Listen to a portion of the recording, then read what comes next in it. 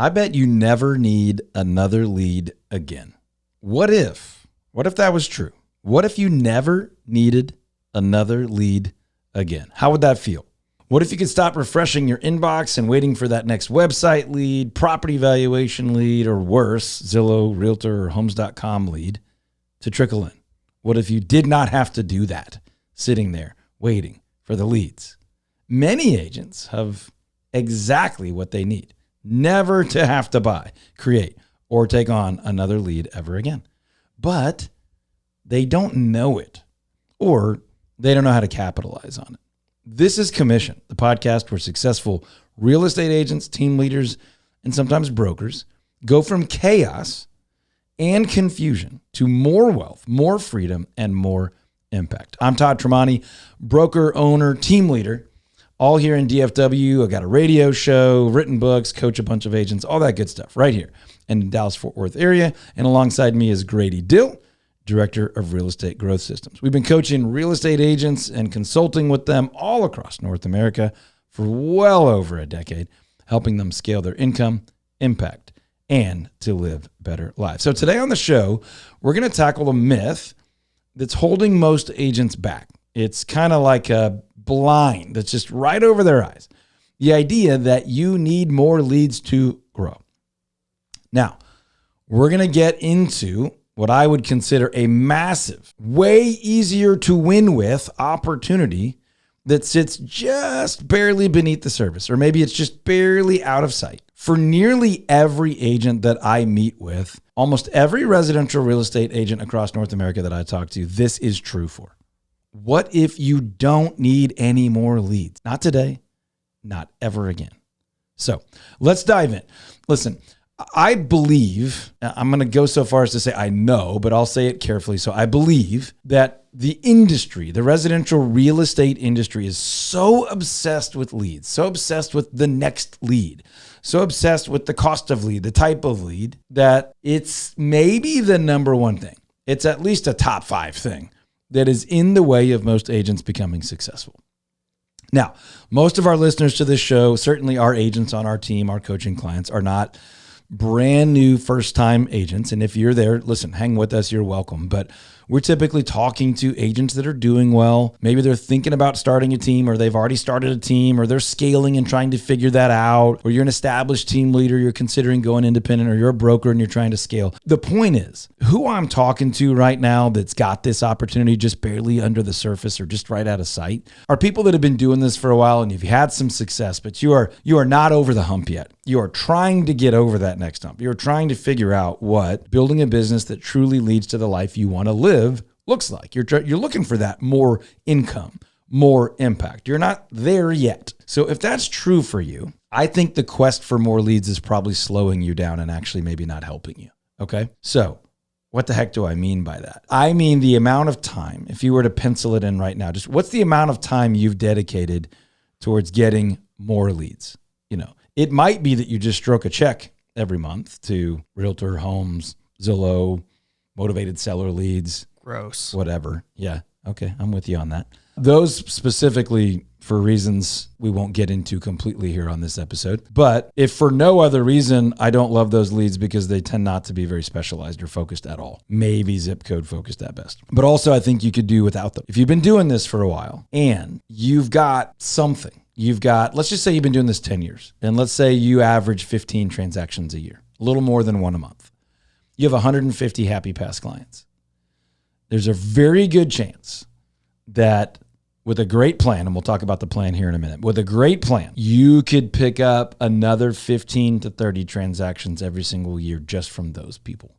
I said could, not saying it's automatic, but that's possible. Now, let's say you've been doing this for 10 years and you've been doing some sort of lead generation along the way. Website leads, open house leads, paid pay-per-click leads, SEO, whatever. And let's just say you were generating, a lead a day or so. So in 10 years, you have 3,000 or 4,000 leads, 350 something leads a year. Okay.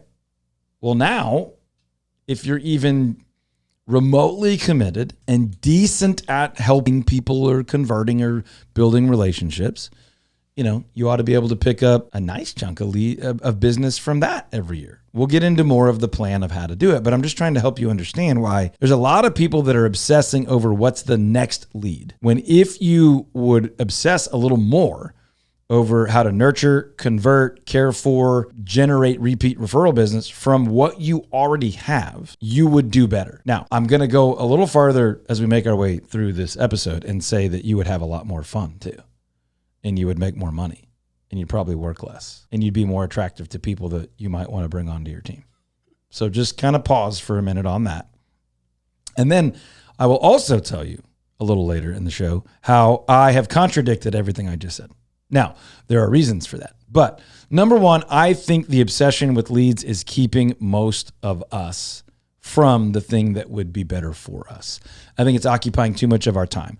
Time talking about lead generation, time talking about lead conversion, time talking about lead management, lead cost, lead systems, lead databases. And I have all of that. So I'm not saying it's the devil, but too much time, too much focused on the next lead.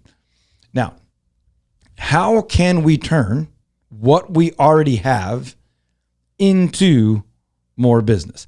How can we turn what we already have into what I would call a conversion factory or a referral machine? Okay, so there's two parts of this. One is past clients, friends, family, neighbors that you've already got, right? So let's just say those are the sphere of influence that you've already got. The other one would be past clients, referral partners, people that are transacting with you and already have known you, trust you, liked you, used you. Okay, so again, we use the example of I've been doing this for 10 years and did about 15 a year. So 150 past clients. Decent statistics. And by decent, I mean they're very reliable in a good market, but I don't know what market you're in or exactly when you're hearing this or what your experience is or when you're watching this. But generally speaking, you can care for and nurture your past clients, your raving fan club, your people to do business with you or refer you business once every 2 years.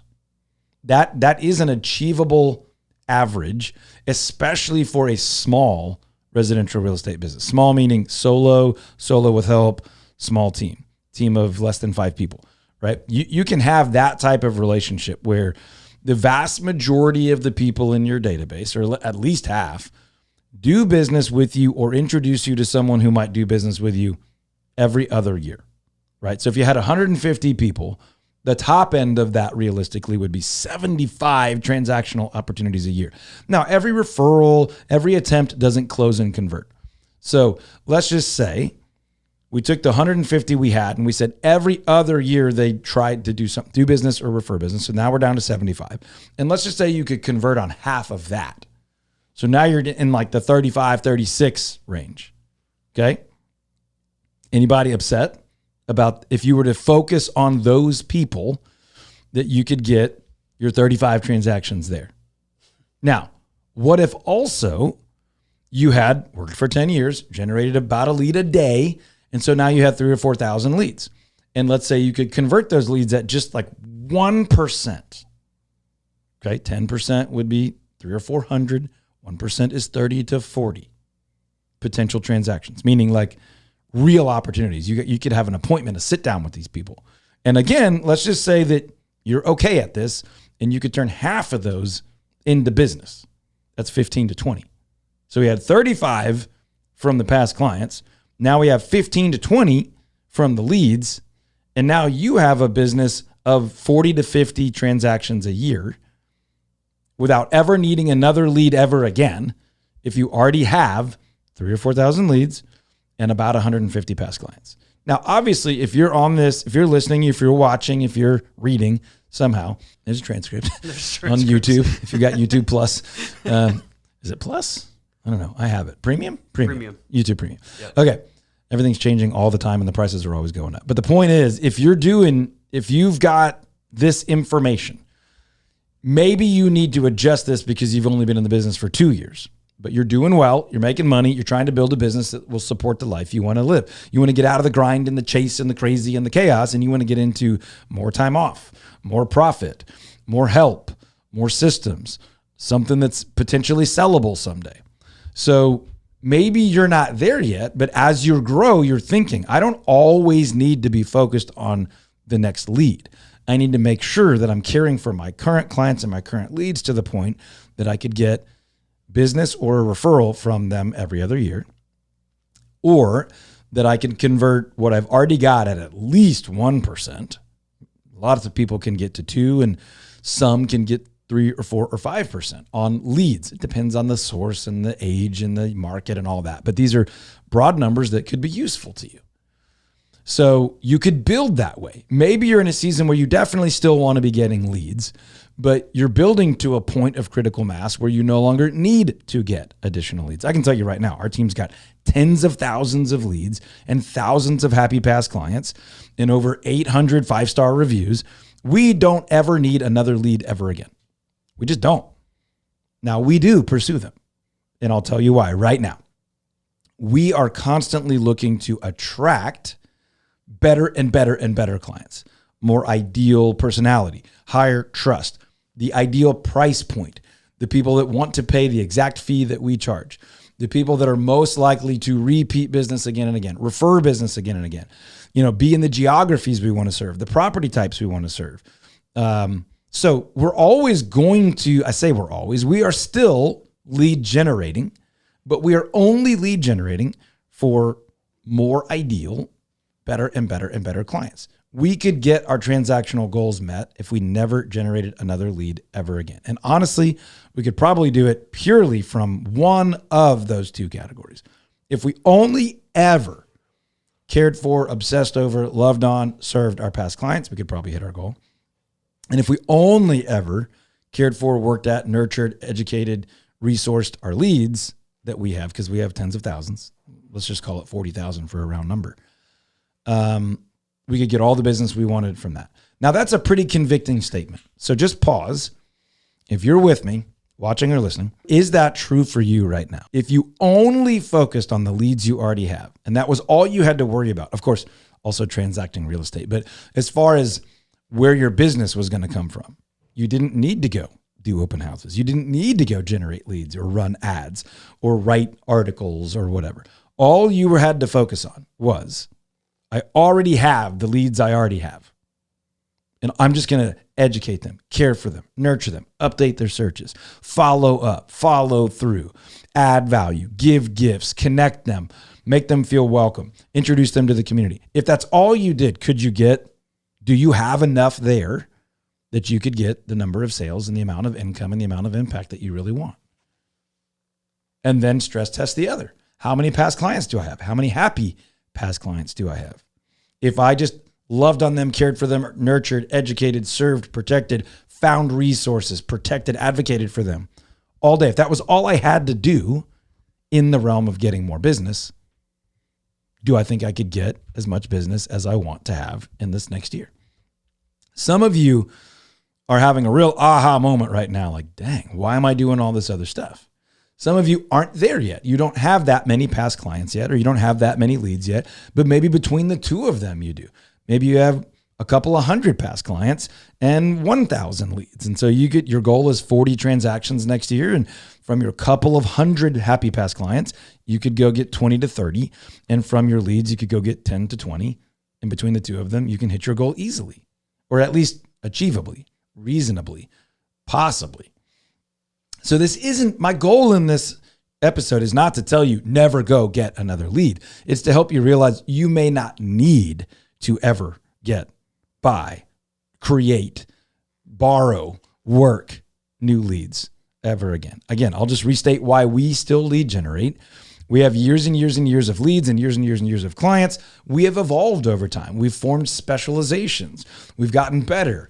We have certain price points in areas that we don't work as well in, that we're not as much of an expert in. So we are still kind of top grading for highest quality, most ideal, most profitable, most impactful leads. So yes, we are still lead generating, but we're lead generating in a much more selective, ideal client focus only, waiting list type of way.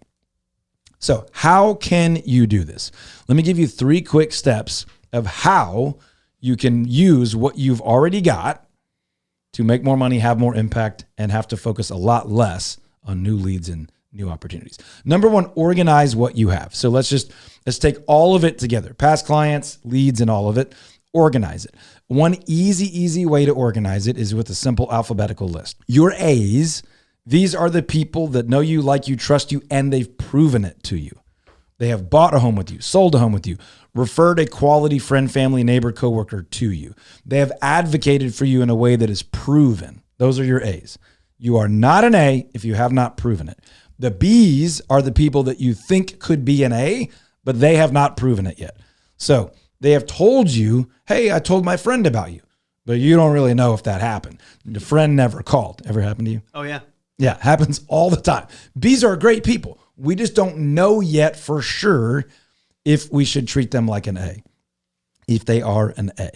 Okay. C's, we're still figuring it out. We know them. They're not crazy. I'm not deleting them. They are not an agent themselves. I think they could be an A, but I really don't know yet. They haven't really shown me much of anything yet, except they're not terrible. They're not delete. D is either delete or keep, but we're not really working them. So there are some people you want to keep in your database because you either need to keep an eye on them, or you might want their information for something, or they're a past client. And so you're going to run with them, but you don't really want to urge them to do more business with you. They weren't your favorite. They weren't appreciative. They're in an area you don't work anymore. Doesn't mean they're bad. It just means these are not people I'm aggressively working. Okay, so you're going to organize it. And then the simple system is you're trying to turn your C's into B's, your B's into A's, and your A's into A pluses and A plus pluses and A plus plus plus plus pluses. And then you might spend time, energy, and resources on them in that priority order. Okay, so B now, A was organize what you already have. B is communicate with who you've already got. Now, you're going to communicate similarly to what I just said. You're going to communicate some stuff to everyone, A's, B's, and C's. Everybody gets it. Here's a market update. Here's a quick tip about real estate you really need to know. Here's a new initiative we're rolling out. Here's an event we're going to have that is for everyone. So like we're doing a Zoom investor training. Sure, everyone's welcome. B's this is like I'm communicating, I'm offering, I'm giving, I'm purchasing, I'm providing because I know you. This is not offered to C's. Might be offered to A's and B's, but this isn't for C's. So we're not going to spend a ton of money on C's because we don't really know yet if they're in the mix. Might spend newsletter money on them, but not dinner party money on them. Okay. So for us, A's and B's are invited to our ice cream party, right? This is like, come by, grab a scoop of ice cream. It used to cost $3. Now it costs like $5 or $6, but it's worth $5 or $6 just to shake their hand, look them in the eye, warm up their relationship. Pie day is only for A's. I'm buying you a pie.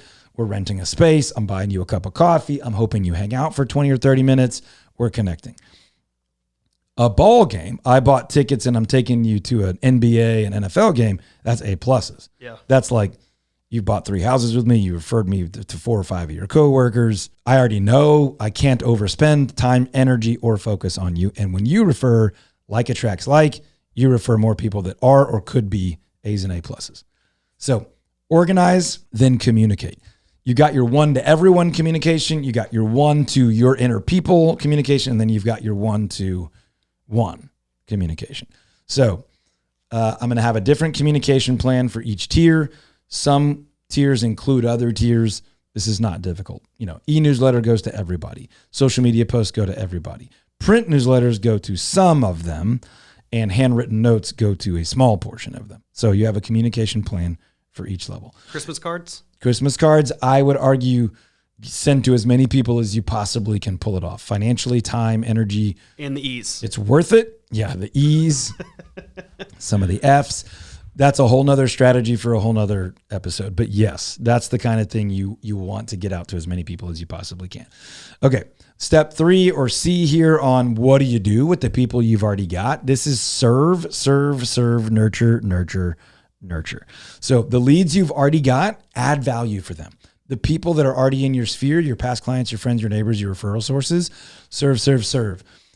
Add value in their life. Do it at the appropriate scale if they're ABC.